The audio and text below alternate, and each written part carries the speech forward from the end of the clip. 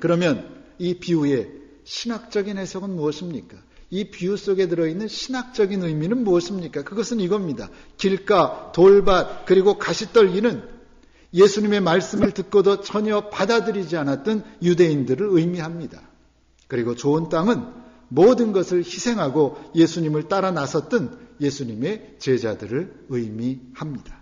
그런 까닭에 이 비유를 적용할 때 일반적으로 이렇게 적용하고 이렇게 설교합니다.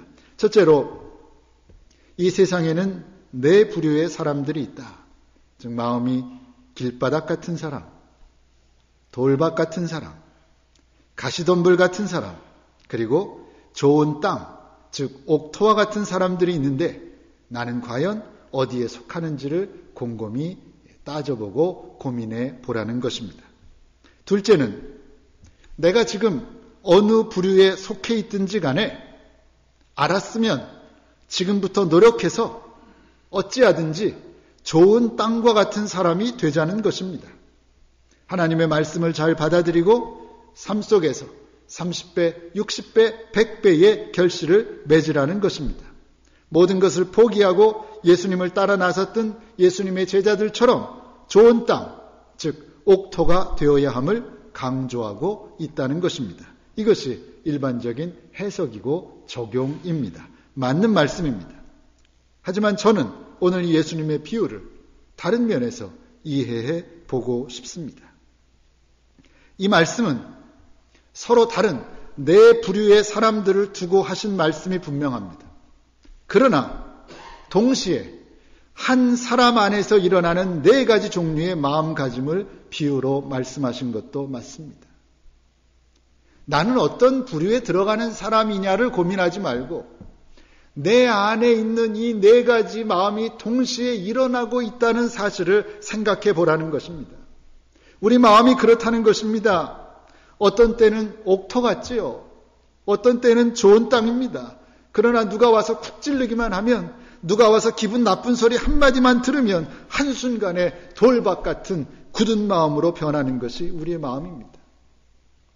어느 날에는 기름진 땅이었습니다. 그러나 누구와 언쟁이라도 한마디 하고 나면 하루아침에 가시덤불 같은 아주 팍팍한 마음으로 변해버리고 맙니다. 그게 우리 마음입니다. 그러니까 우리 마음속에 네 가지 마음이 다 있다는 것입니다. 이렇게 우리의 마음이 하루에도 수십 번씩 천국과 지옥을 넘나들고 있다는 말씀입니다. 그러니 이 땅에서 천국을 누릴 수 있는 비결은 다른 데 있는 것이 아닙니다. 떨어지는 씨앗은 똑같습니다. 어떤 사람에게는 좋은 씨가 떨어지고 나에게는 나쁜 씨가 떨어지는 것이 아닙니다. 똑같이 떨어지는 씨앗을 받아들이는 내 마음이 문제라는 것입니다.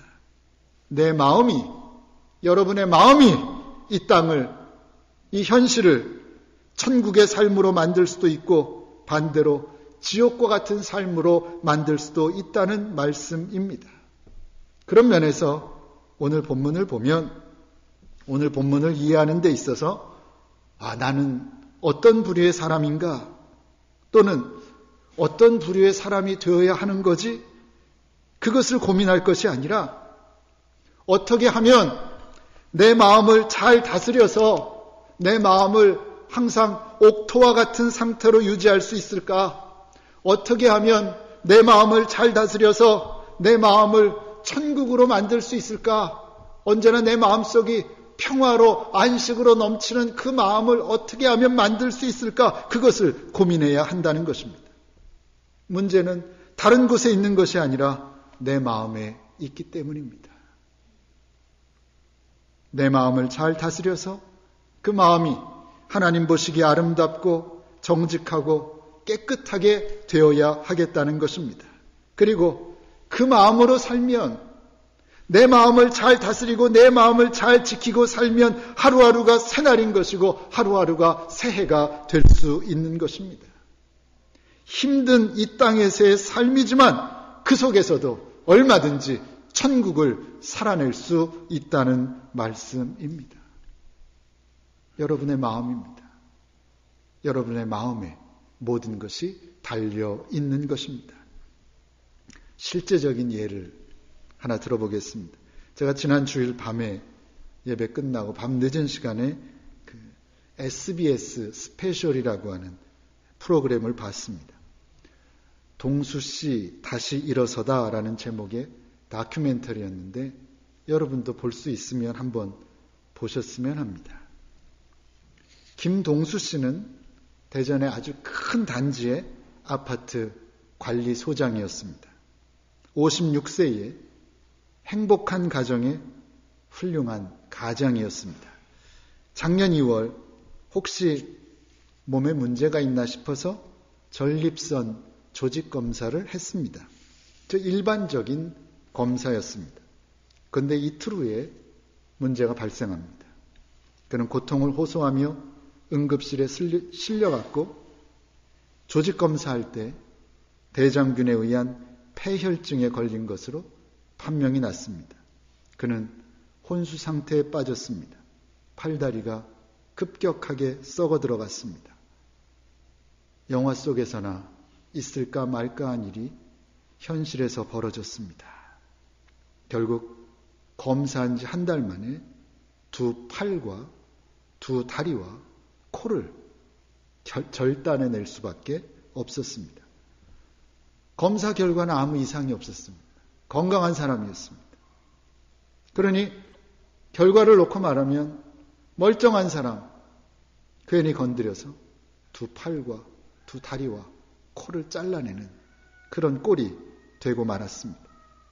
여러분이 그런 경우라면 여러분 어떠시겠습니까?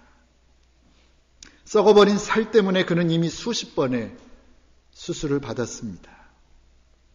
아직도 얼마나 많은 수술을 해야 하는지 알 수 없습니다. 이틀에 한 번씩 신장 투석을 위해 병원에 갑니다. 폐혈증으로 신장의 기능을 잃었기 때문입니다.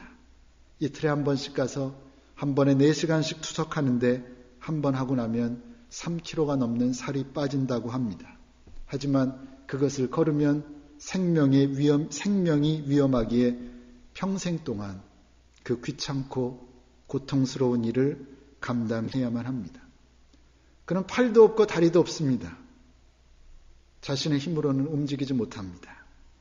침대에 누워서 뒤척거리는 일밖에 할 수 있는 일이 없습니다. 그러니 아내와 아들이 24시간 붙어서 손과 발의 역할을 해주어야 합니다.